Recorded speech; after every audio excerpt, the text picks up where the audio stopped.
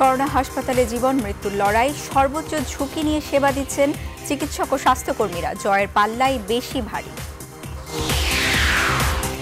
পরীক্ষায় ভোগান্তি কমেনি রোগীদের, নমুনা সংগ্রহ বুথেও নানা সীমাবদ্ধতা, সক্ষমতা বৃদ্ধির বিকল্প নেই বলছেন জনস্বাস্থ্য বিশেষজ্ঞরা। বাজারে যত সর্বনাশ, মানা হচ্ছে না স্বাস্থ্যবিধি, ঢাকামুখী মানুষের ভিড় বাড়ছেই। ঈদের সাথে সমন্বয় করে বাড়তে পারে ছুটির মেয়াদ।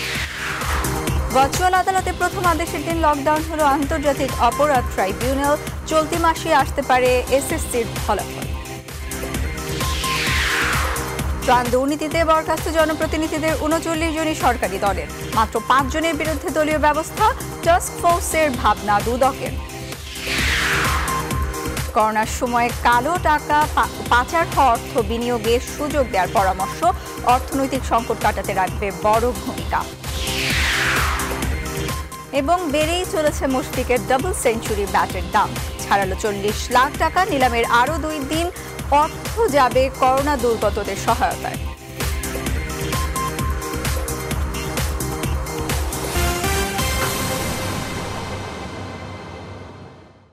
রেইনবো অলরাউন্ডার এক্সটেরিয়র পেইন্ট, বাংলাদেশের আবহাওয়া উপযোগী একমাত্র পেইন্ট। স্বাগত সন্ধ্যার সংবাদে, সঙ্গে আছি আমি সানজিদা ইসলাম। এতক্ষণ শিরোনাম দেখছিলেন। কোটিংকৃত মরিচারোধী ও বিদ্যুৎ সাশ্রয়ী Marquis pump, Marquis energy saving pump. এবারে পুরো খবর।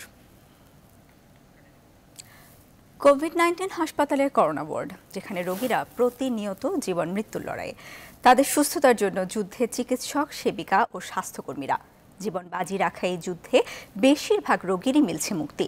রাজধানীর মুগদা মেডিকেল কলেজ হাসপাতালে চিকিৎসাধীন রোগীদের খোঁজ নিয়েছেন সহকর্মী রিশাদ হাসান, ছবি তুলেছেন সেলিম খান।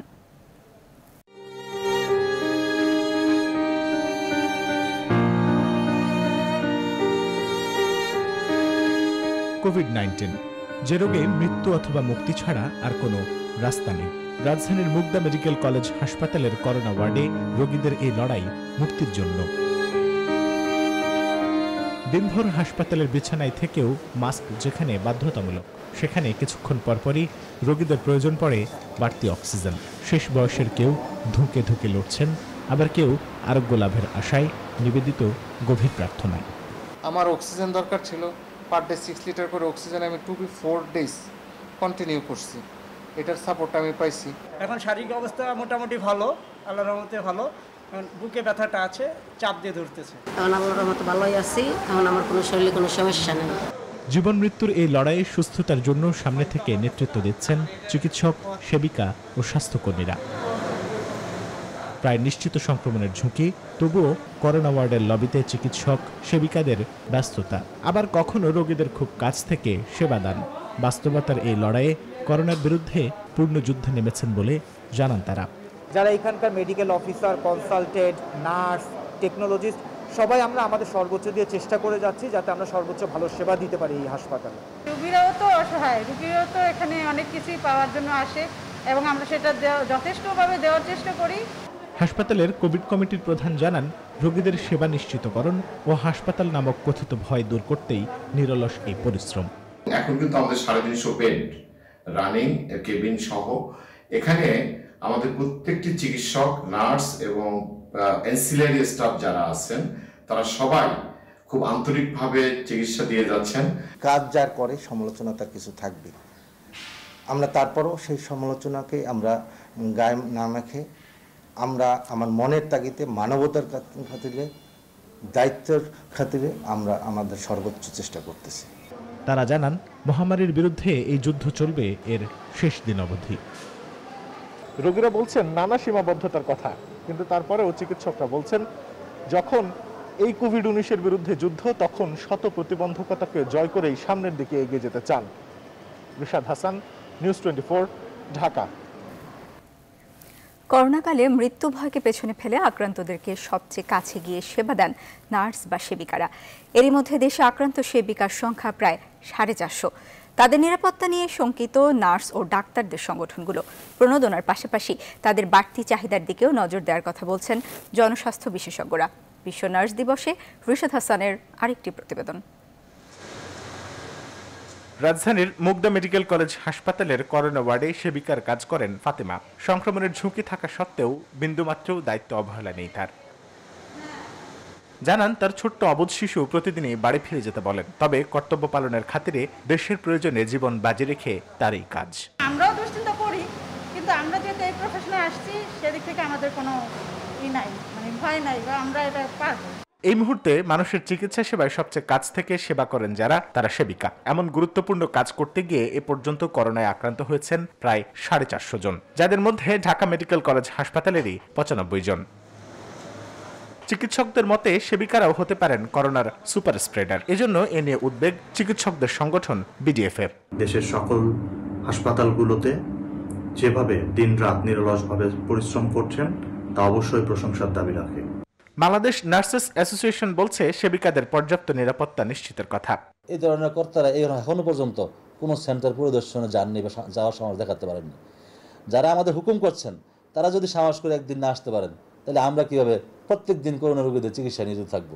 দেশের ফ্রন্টলাইনার সেবিকাদের পাশাপাশি উপজেলা পর্যায়েও যারা কাজ করছেন তাদেরও সুযোগ সুবিধা অসুবিধা দেখার তাগিদ জনস্বাস্থ্য বিশেষজ্ঞদের। সবার আগে হচ্ছে বেতন নিশ্চিত করতে হবে, তাদেরকে সতর্ক অবশ্যই নিজ নিজ থেকে করতে হবে, স্ব অবস্থানে তাদেরকে সতর্ক করতে হবে, কিন্তু সেই সতর্ক আমি তখনই করতে পারবো যখন আমি তার সুরক্ষা সামগ্রী নিশ্চিত করতে পারবো। সবসময় মানবতা আর মানুষের পাশে থাকা সেবিকাদের এবং তার পরিবারের নিরাপত্তা নিশ্চিত হলে কোভিড-19 মোকাবেলা আরও সহজ হবে বলেও জানান তারা। রিশাদ হাসান, নিউজ 24, ঢাকা। কমছে না করোনা টেস্ট বা রিপোর্ট সংগ্রহ করতে আসা রোগীদের ভোগান্তি। করোনা উপসর্গ ছাড়াও দীর্ঘ অপেক্ষায় আছেন ক্যান্সার, ডায়ালাইসিস, এমনকি হার্টের রোগীরাও। স্বাস্থ্য মন্ত্রণালয় থেকে 16টি বুথের কথা বলা হলেও সেগুলো রয়েছে নানা সীমাবদ্ধতা। কর্তৃপক্ষ বলছে সক্ষমতার অভাব থাকলেও ব্যক্তি সচেতনতার বিকল্প নেই। বিকেন্দ্রীকরণের কথাও বলছেন তারা। আর পারস্পরিক দোষারোপ না করে দ্রুত নিজেদের সক্ষমতা বৃদ্ধির তাগিদ দিয়েছেন জনস্বাস্থ্য বিশেষজ্ঞরা। বিস্তারিত জানাচ্ছেন আফরিন আনোয়ার। করোনা রোগী শনাক্তে ফিভার ক্লিনিক গুরুত্বপূর্ণ ভূমিকা রাখলেও করোনা রোগের উপসর্গ নিয়ে টেস্টের জন্য রোগীদের এমন ভোগান্তি নতুন নয়। একে তো শারীরিক যন্ত্রণা, তার উপর নমুনা সংগ্রহে দীর্ঘসূত্রিতার কষ্ট এখন চোখে মুখে। গুরুত্ব বিবেচনায় নেই আলাদা সারির ব্যবস্থা। কোনো কাজ দ্রুত হচ্ছে না, বিভিন্ন সিরিয়াল মেনটেন সবকিছুই স্বল্প পরিসর হচ্ছে। আমার ক্যান্সার ধরা পড়ছে, অপারেশন হয়েছে 20 দিন। মহাকালী হাসপাতালে থেরাপি দেওয়া লাগবো, হন করানোর সারি বেড দরকার। এটাকে যদি একটু ডিসেন্ট্রালাইজ করে যদি গভর্নমেন্ট কন্ট্রোলে রেখে এটাকে যদি একটু স্প্রেড করা যায়, তাহলে প্রসেসটাও স্মুথ হয়, হ্যাজেলটাও কম হয়। রিপোর্ট সংগ্রহের চিত্রেও মেলেনি ভিন্নতা। 350 নাম ডাকবে, এর ভিতরে কে আসবে কাটটা হবে, তাহলে আমাদের তো লাইনে দাঁড়ায় ভোগান্তি হচ্ছে না। যারা রোগী তাদের জন্য বিপজ্জনক কাজ, এটা খুব কঠিন। রোদে দাঁড়াইয়া তাদেরকে কিছু নেওয়া, রিপোর্ট নেওয়া। তবে বিএসএমএমইউ কর্তৃপক্ষ করোনা উপসর্গ নিয়ে আসা রোগীদের ব্যক্তিগত সচেতনতা বাড়ানোর পরামর্শ দিয়ে সক্ষমতার সীমাবদ্ধতা তুলে ধরেন। আমাদের বাস্তবতাও দেখতে হবে, সক্ষমতা দেখতে হবে, আমরা কতটুকু পারবো। আমাদের যে মেশিন রয়েছে সেই মেশিনে কয়টা টেস্ট করা যাবে সেই চিন্তাধারা করে আমরা কিন্তু রোগী দেখছি এবং পরীক্ষা এবং চিকিৎসাটা যেন ডিসেন্ট্রালাইজ করা, শহর থেকে সবখানে ছড়িয়ে দেওয়া পরীক্ষা এবং চিকিৎসা ব্যবস্থা। আর শহরের বিভিন্ন স্থানে নমুনা সংগ্রহে 16টি বুথের কথা বলা হলেও সেখানে রয়েছে সময় এবং নির্দিষ্ট সংখ্যক নমুনা সংগ্রহের সীমাবদ্ধতা। জনস্বাস্থ্য বিশেষজ্ঞরা বলছেন মানুষকে দোষারোপ না করে নিজেদের সক্ষমতা বৃদ্ধিতে দ্রুত সচেষ্ট হওয়াই উত্তম। এই সময় আমরা চাইব সকাল থেকে সন্ধ্যা পর্যন্ত নমুনা সংগ্রহ করা হোক এবং যত বেশি সম্ভব পরীক্ষা করা হোক। নিজেদের স্বাস্থ্য, স্বজনের জীবন নিয়ে উদ্বিগ্ন তারা যে নমুনা দিতে এসছে, আমরা চাইব সামাজিক দূরত্ব বজায় রাখতে তাদের উদ্বুদ্ধ করা। করোনা রোগী শনাক্তে বেশি বেশি নমুনা সংগ্রহের বিকল্প নেই বলেও মত দেন এই বিশেষজ্ঞ। আফরিন আনোয়ার, নিউজ 24, ঢাকা। করোনা ঝুঁকির মধ্যেই দৌলতদিয়া, পাটুরিয়া ও শিমুলিয়া কাঁঠালবাড়ি ফেরিঘাটে ঢাকামুখী মানুষের ভিড়। শারীরিক দূরত্ব উপেক্ষা করে গ্রামে যাওয়া মানুষ ফিরছে ঢাকায়। স্বাস্থ্যবিধি না মেনেই গাদাগাদি করে ফেরিতে ওঠানামা করছেন যাত্রীরা। দৌলতদিয়া পাটুরিয়া নৌ রুটে পণ্যবাহী ট্রাক ও অ্যাম্বুলেন্স পারাপারের জন্য ছোট বড় 6টি ফেরি চলাচল করছে। এই সুযোগে অবাধেই নদী পারাপার হচ্ছে রাজধানীমুখী মানুষ। গেল কয়েকদিনের মতো কাঁঠালবাড়ি শিমুলিয়া ঘাটে যাত্রীদের ভিড় অব্যাহত রয়েছে। গণপরিবহন বন্ধ থাকায় কর্মস্থলে যেতে নানা ধরনের ভোগান্তিতে পড়ছেন শ্রমজীবী মানুষ।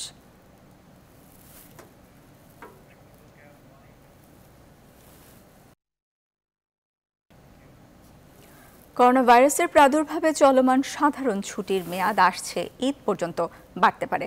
বর্তমান ছুটির মেয়াদ শেষ হচ্ছে আগামী 16 মে। ছুটির ক্যালেন্ডার অনুযায়ী 21 মে শবে কদরের ছুটি, 22 মে এবং 23 মে সাপ্তাহিক ছুটি, 24 থেকে 26 মে পর্যন্ত ঈদের ছুটি। এক্ষেত্রে মাঝের 4 দিন ছুটি ঘোষণা করা হতে পারে, যদিও মঙ্গলবার এ বিষয়ে জনপ্রশাসন প্রতিমন্ত্রী ফরহাদ হোসেন জানিয়েছেন এখনও এই বিষয়ে কোনো সিদ্ধান্ত আসেনি। প্রধানমন্ত্রী শেখ হাসিনা ছুটির বিষয়ে সিদ্ধান্ত নেবেন। আর ছুটি বাড়ছে কিনা তা আগামী বৃহস্পতিবারের মধ্যেই জানা যাবে বলেও জানান প্রতিমন্ত্রী।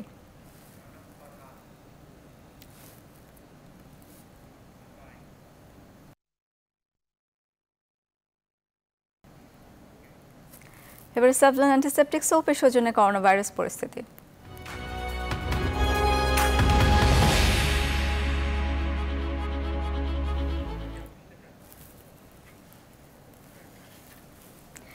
দেশে করোনায় নতুন করে আক্রান্ত হয়েছেন 969 জন।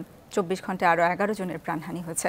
দুপুরে স্বাস্থ্য অধিদপ্তরের নিয়মিত অনলাইন ব্রিফিংয়ে সব তথ্য জানানো হয়। সব মিলিয়ে এখন পর্যন্ত দেশে মোট করোনায় আক্রান্তের সংখ্যা দাঁড়ালো 16,660, আর মোট মৃত্যু হলো 250 জনের।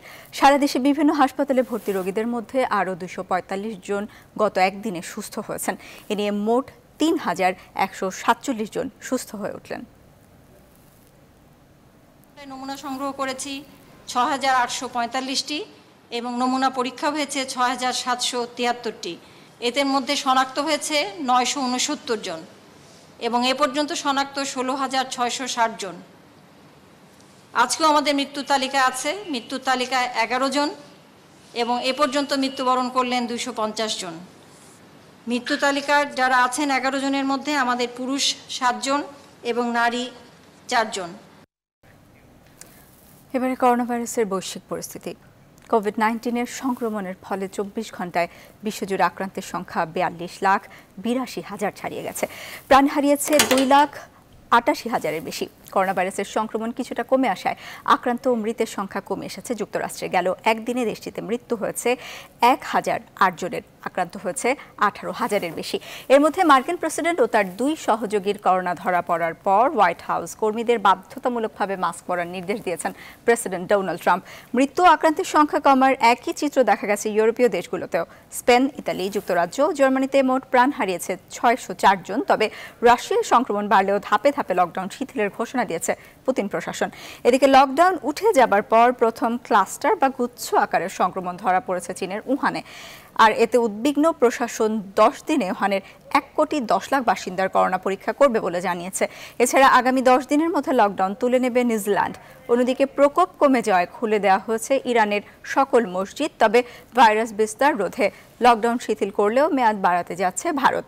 এদিকে লকডাউন খুলে হার্ড ইমিউনিটির ওপর ভরসা করে কোভিড-19 মোকাবেলা অনেক ভয়ঙ্কর সিদ্ধান্ত হবে বলে সতর্ক করেছে বিশ্ব স্বাস্থ্য সংস্থা।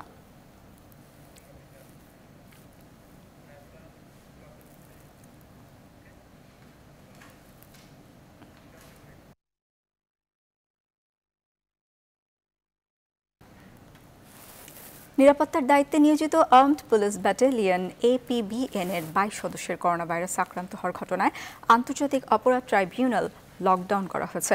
মঙ্গলবার ট্রাইব্যুনালের প্রসিকিউটর প্রশাসন জিয়াদ আল মালুম এ তথ্য নিশ্চিত করেন। বলেন, এক এক করে ট্রাইব্যুনালের 2টি ব্যারাকে থাকা APBN এর প্রায় 22 সদস্য করোনায় আক্রান্ত হয়েছেন। এর আগে কয়েকজনকে চিকিৎসার জন্য বাইরে নিয়ে যাওয়া হয়েছিল। এখনও প্রায় 17 জন সদস্য ট্রাইব্যুনালের ভেতরে অবস্থান করছে। এ কারণে পুরো ট্রাইব্যুনাল লকডাউন ঘোষণা করা হয়েছে। এদিকে ভিডিও কনফারেন্সের মাধ্যমে আপাতত প্রশাসনিক কর্মকাণ্ড পরিচালনা করা হচ্ছে বলেও জানান তিনি।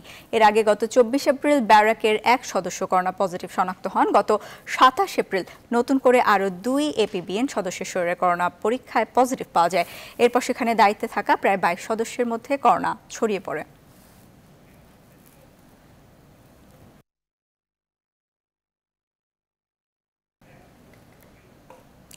চট্টগ্রামের হালদা নদীতে আর যেন কোনো ডলফিন হত্যা করতে না পারে সে ব্যবস্থা নিতে সরকারকে নির্দেশ দিয়েছেন হাইকোর্ট। দেশের ইতিহাসে প্রথমবারের মতো মঙ্গলবার বিচারপতি ওবায়দুল হাসানের ভার্চুয়াল কোর্ট এমন আদেশ দেন। আগামী 72 ঘন্টার মধ্যে কি ব্যবস্থা নেওয়া হয়েছে তা আদালতকে জানাতে বলা হয়েছে। ভার্চুয়াল মাধ্যমে আদালত পরিচালনাকে ঐতিহাসিক মুহূর্ত বলে মনে করছেন বিচারক ও আইনজীবীরা। বিস্তারিত জানাচ্ছেন হাবিবুল ইসলাম। দেশের ইতিহাসে প্রথমবারের মতো ভার্চুয়াল কোর্ট আদেশ দিলেন। 11 মে চট্টগ্রামের রাউজানে হালদা নদীতে ডলফিন হত্যা বন্ধের পদক্ষেপ চেয়ে ভার্চুয়াল কোর্টে ইমেল যোগে প্রথম রিট আবেদন করেন আইনজীবী আব্দুল কাইয়ুম লিটন। মঙ্গলবার ভিডিও কনফারেন্সের মাধ্যমে শুনানি অনুষ্ঠিত হয়। শুনানি শেষে 24 ঘন্টার মধ্যে ডলফিন হত্যা বন্ধের নির্দেশনা দেন আদালত। এ সময় আদালতের সঙ্গে কনফারেন্সে যুক্ত ছিলেন অ্যাটর্নি জেনারেল মাহবুবে আলম সহ সংশ্লিষ্ট আইনজীবীরা।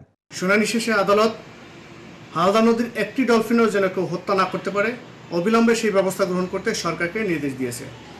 আগামী 72 ঘন্টার মধ্যে সরকারের সংশ্লিষ্ট কর্তৃপক্ষ ইমেলের মাধ্যমে আদালতকে জানাবে ডলফিন হত্যা বন্ধে সরকার কি ব্যবস্থা গ্রহণ করেছে।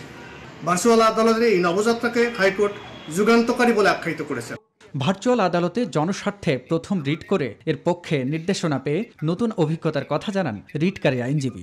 ভার্চুয়ালি বিচার ব্যবস্থার শুনানি নিয়ে ভার্চুয়ালি দুই পক্ষকে শুনে ভার্চুয়ালি আদেশ প্রদান করেছে। এটা আমাদের বিচার ব্যবস্থার জন্য একটা বিশাল মাইল ফলক।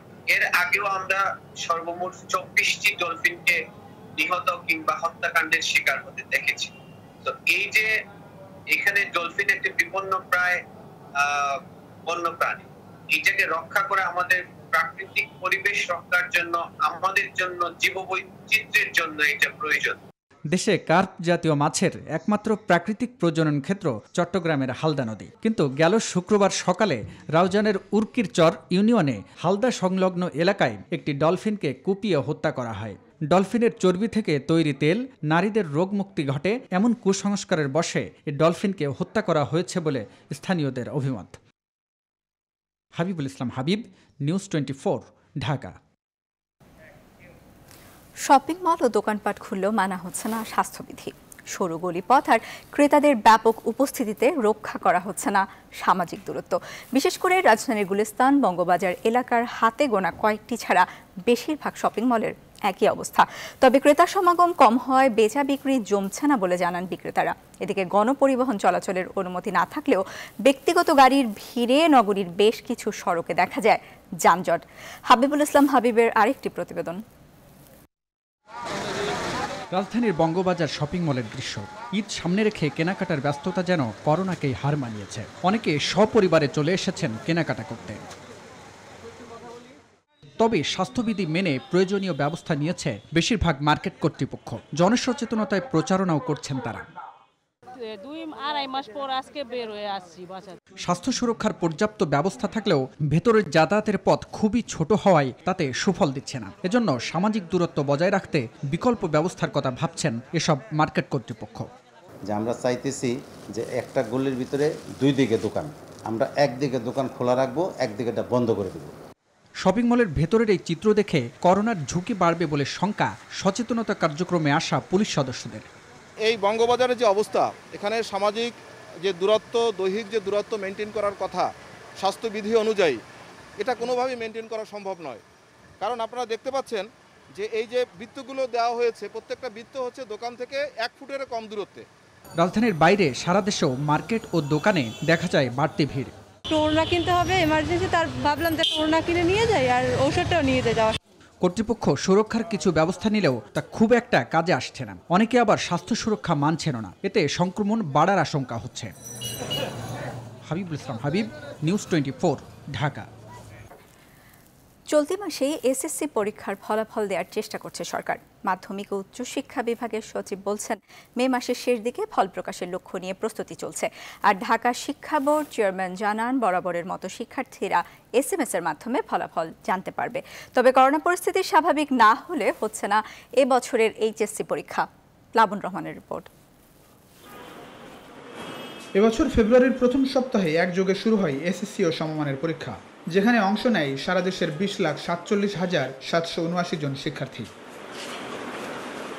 সিদ্ধান্ত অনুযায়ী 7 থেকে 9 মের মধ্যে এসএসসি ও সমমানের পরীক্ষার ফল প্রকাশের লক্ষ্য ছিল সরকারের। কিন্তু করোনার প্রাদুর্ভাবে গণপরিবহন সহ সবকিছু বন্ধ থাকায় পিছিয়ে যায় ফল প্রকাশ, যে ফলের অপেক্ষায় দিন গুনছে 20 লাখেরও বেশি শিক্ষার্থী। তবে গেল বুধবার থেকে বিভিন্ন শিক্ষা বোর্ডে শুরু হয়েছে এসএসসি ও সমমানের ফল তৈরির কাজ। মে মাসের শেষ সপ্তাহে এই ফলাফল প্রকাশ হতে পারে। তো ওটা আমরা চেষ্টা করছি দ্রুত দেওয়ার জন্য আর কি, যেহেতু মাঝখানে অফিস বন্ধের কারণে ঠিক ছিল, এখন আমরা আবার কাজটা এখন চলমান আছে, আমরা চেষ্টা করছি দ্রুত দেওয়ার আছে। আমরা আরো সপ্তাহখানেক লাগবে এটা ঠিক করতে, বলতে যে কবে নাগাদ আমরা আসলে পারবো। এই মাসের মধ্যে চেষ্টা করছি আর কি। সবকিছুই চূড়ান্ত বলা যাচ্ছে না, কারণ পরিস্থিতি পুরোটা আমাদের নিয়ন্ত্রণে নাই। এখন আমরা চেষ্টা করতেছি এই মাসের মধ্যে দেওয়ার জন্য। বরাবরের মতো শিক্ষা বোর্ডের ওয়েবসাইটে প্রকাশিত হবে মাধ্যমিক ও সমমানের ফল। তবে এবার করোনা পরিস্থিতিতে শিক্ষার্থীদের বাইরে যাওয়া ঠেকাতে মোবাইলে SMS এর মাধ্যমে ফল দেয়া হতে পারে। তা না হলে SMS করে ফল জানার সুযোগ থাকবে শিক্ষার্থীদের।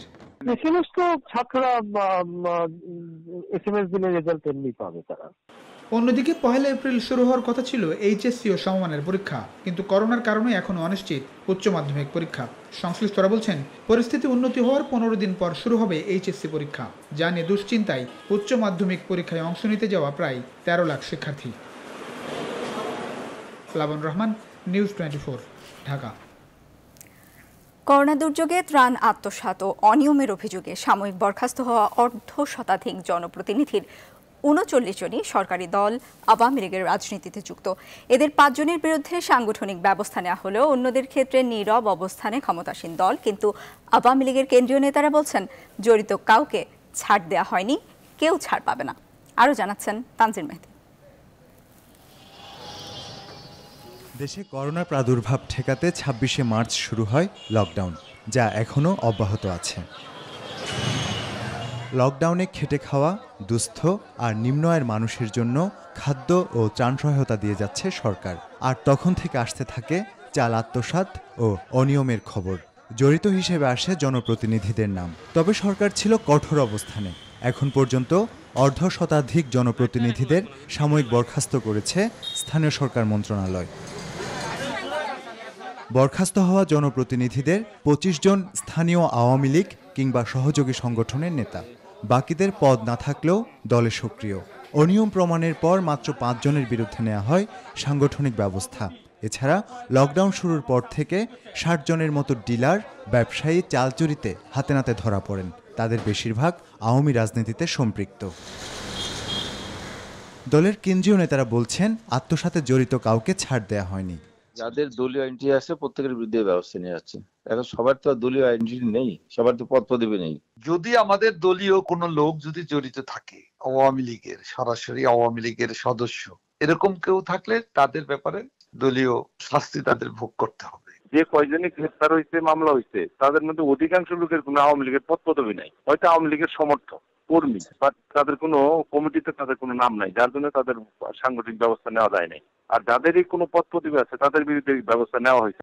করোনাকালে দলের কেউ অনিয়মে যুক্ত হলে কঠোর সাংগঠনিক ব্যবস্থা নেয়ার হুঁশিয়ারিও দেন দলের কেন্দ্রীয় নেতারা। অনিয়ম করার কোনো সুযোগ নাই, অনিয়ম করার কোনো চেষ্টা করলে তাকে দলীয় গঠনতন্ত্র অনুযায়ী তাকে চরম শাস্তি ভোগ করতে হবে। ত্রাণ নিয়ে যারাই নয়-ছয় করবে তাদের বিরুদ্ধে জিরো টলারেন্স। সে যেই হোক, সে যত বড় নেতা হোক, যত বিত্তশালী হোক, যত ক্ষমতাবান হোক, তাদের বিরুদ্ধে আইনি ব্যবস্থা এবং সাংগঠনিক দুই নেওয়া হবে। এটার কোনো মার্সি নাই। এই দুর্যোগে অসহায় শ্রমজীবী ও নিম্ন আয়ের মানুষের পাশে সততা নিষ্ঠার সঙ্গে আওয়ামী লীগ কর্মীদের পাশে থাকারও আহ্বান জানান কেন্দ্রীয় নেতারা। তানজির মেহেদি, নিউজ 24, ঢাকা। করোনা ভাইরাসের মহামারীর মধ্যে সরকারের ত্রাণ বিতরণে অনিয়ম দুর্নীতিতে জড়িতদের বিচারের মুখোমুখি করতে প্রয়োজনে বিশেষ কমিটি বা টাস্ক ফোর্স গঠনের কথা ভাবছে দুর্নীতি দমন কমিশন দুদক। দুদক চেয়ারম্যান ইকবাল মাহমুদ মঙ্গলবার এক বার্তায় একথা জানান। আমাদের গোয়েন্দা নজরদারি থাকবে যে ত্রাণ সামগ্রী বিতরণে কোনো প্রকার অনিয়ম বা আত্মসাতের কোনো ঘটনা ঘটছে কিনা সেই ব্যাপারে আমরা ভিজিলেন্ট থাকবো। কিন্তু নর্মাল মনিটরিং যেটা গভর্নমেন্টের সিস্টেম, সেই সিস্টেমে আমরা ঢুকবো না। আমরা আমাদের মতো করে আমাদের যেটুকু খবর নেওয়া দরকার দুর্নীতির বিষয়ে সেগুলো আমরা খবর নেব। এবারে ফার্স্ট সিকিউরিটি ইসলামী ব্যাংক অর্থ ও বাণিজ্যের সংবাদ।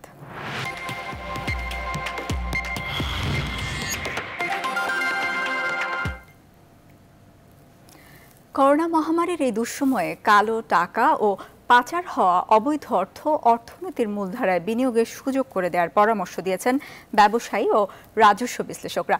তারা বলছেন, করোনার অভিঘাত মোকাবেলায় কোনো শর্ত ছাড়া অপ্রদর্শিত অর্থ ও বিদেশে পাচার হওয়া টাকা বিনিয়োগের আওতায় আনা গেলে বিপুল টাকা যোগ হবে অর্থনীতিতে। এতে কমে আসবে সরকারি ধার দেনাও। একই সাথে বিনিয়োগের পরিবেশ তৈরির তাগিদ দিয়েছেন অর্থনীতিবিদরা। বিস্তারিত জানাচ্ছেন বাবু কামরুজ্জামান। প্রত্যক্ষ কর আদায় এবং কর জিডিপি অনুপাতে পেছনের সারিতে থাকলেও কালো টাকার মালিক বনে যাওয়ায় এবং অর্থ পাচারে অনেকটাই সামনের সারিতে বাংলাদেশ। সরকারের নানা অভিযানে বিত্তশালীদের অবৈধ কালো টাকা এবং কর ফাঁকি দেওয়ার ছবি কিছুটা উঠে এলেও অর্থনীতিতে এর পরিমাণ আকাশ ছোঁয়া। ওয়াশিংটন ভিত্তিক গবেষণা প্রতিষ্ঠান গ্লোবাল ফিনান্সিয়াল ইন্টেলিজেন্স জিএফআই এর সবশেষ 2017 সালের হিসাব অনুযায়ী অর্থ পাচারের দিক থেকে বাংলাদেশের অবস্থান 148 দেশের মধ্যে 19তম। সংস্থাটির হিসাবে 2015 সালে বাংলাদেশ থেকে অর্থ পাচার হয় $1158 কোটি, টাকার অঙ্কে যা 98,000 কোটি।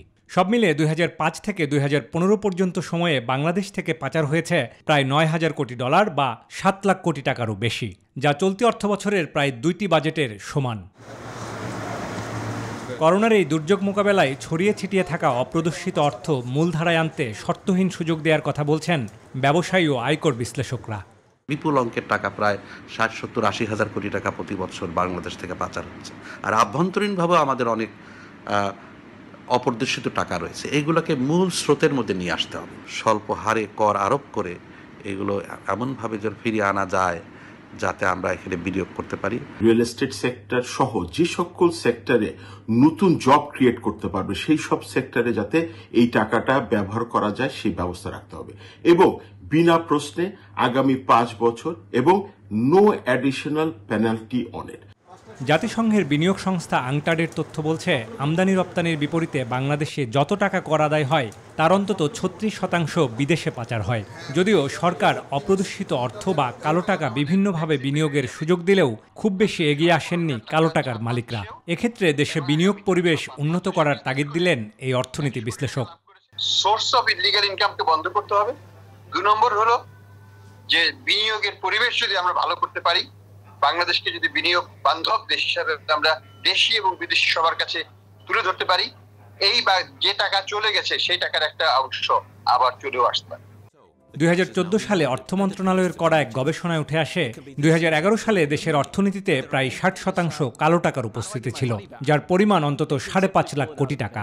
সংশ্লিষ্টরা মনে করেন তা এখন আরও বেড়েছে। বাবু কামরুজ্জামান, নিউজ 24, ঢাকা। এবার নিউজ 24 স্পোর্টস। বেড়ে যাচ্ছে মুশফিকুর রহিমের ব্যাটের দাম। করোনা দুর্গতদের পাশে দাঁড়াতে দেশের হয়ে প্রথম ডাবল সেঞ্চুরি করা ব্যাটটি নিলামে তুললেন জাতীয় দলের এই অভিজ্ঞ ক্রিকেটার। 2 দিন বাকি থাকতে দাম ছাড়িয়েছে 40 লাখ টাকার বেশি। তবে এ বিডিংকে নকল বলেও ধারণা করা হচ্ছে। আরও জানাচ্ছেন আরিফুল ইসলাম। মনে আছে 2013 সালের এই ছবি। লঙ্কা সফরে প্রথম বাংলাদেশি হিসেবে 200 রান করার পর মুশফিকের সেই চড়া হাসি, সেই এসএস ব্যাট, যে ব্যাটে রচিত বাংলার হয়ে অনন্য এক রেকর্ড। করোনা কালে মানুষের কল্যাণে কাজ করে যাচ্ছেন জাতীয় দলের ক্রিকেটাররা। মাঠের বাইরে ক্রীড়াঙ্গনের মানুষগুলোর এমন এগিয়ে আসা নয় কি প্রশংসার দাবিদার। করোনায় ভুগছে পুরো বিশ্ব, থমকে আছে ক্রীড়াঙ্গন, ঘুরতে হিমশিম খাচ্ছে অর্থনীতির চাকা। খেটে খাওয়া মানুষের পাশে দাঁড়াতে তাই তো মাশরাফি, তামিম, মুশফিকের নিরন্তর প্রচেষ্টা। ধারাবাহিক কার্যক্রমে দেশের হয়ে প্রথম ডাবল সেঞ্চুরির ব্যাট নিলামে তুলেছিলেন মুশফিকুর রহিম, যার ভিত্তিমূল্য 6 লাখ টাকা। যথারীতি সারাও পাচ্ছেন এই অভিজ্ঞ ক্রিকেটার। নিজের ফেসবুক পেজে সরাসরি এই নিলামের লিঙ্ক দিয়েছেন তিনি, যেখানে 2 দিন বাকি থাকতে দাম ছাড়িয়েছে 40 লাখ টাকার বেশি। দেখে মনে হতে পারে অর্থকোটি ছাড়ানো যেন সময়ের ব্যাপার, তবে শেষ পর্যন্ত দাম যতই হোক পুরো অর্থই পৌঁছে যাবে মানুষের কল্যাণে। প্রথম মানুষ যে ডাবল সেঞ্চুরি করছে টেস্টে, এটা ওই মানুষের ব্যাট। হয়তোবা বাংলাদেশে 100টা ডাবল সেঞ্চুরি হবে আজ থেকে 50 ইনশাআল্লাহ, দোয়া করে অবশ্যই অবশ্যই। বাট ওই প্রথম তো সবসময় মুশফিকুর রহিম থাকবে আর ওই ব্যাটটাই থাকবে। হয়তো আল্লাহ সবাইকে সব তৌফিক দেয় না, বাট অনেকেই যাদেরকে অনেক মানুষ আছে তাদেরকে তৌফিক দেয়, কিন্তু এরকম আসলে মন বা কলিজা যায় না, যেটা তোর মতো আসলে। এটা আসলে তুই আমাদের জন্য ইন্সপিরেশন, এবং আমি সেই দিক থেকে একটু চেষ্টা করতেছি আর কি, আমি আমার সাধ্য মতো যে কিভাবে একটু কন্ট্রিবিউট করা যায়। ক্রিকেটের জয় হোক সাকিব মুশিদের এমন মানবিক উদ্যোগের। আরিফুল ইসলাম, নিউজ 24। আর এই ছিল সন্ধ্যা সংবাদে সাথে থাকায় ধন্যবাদ সবাইকে।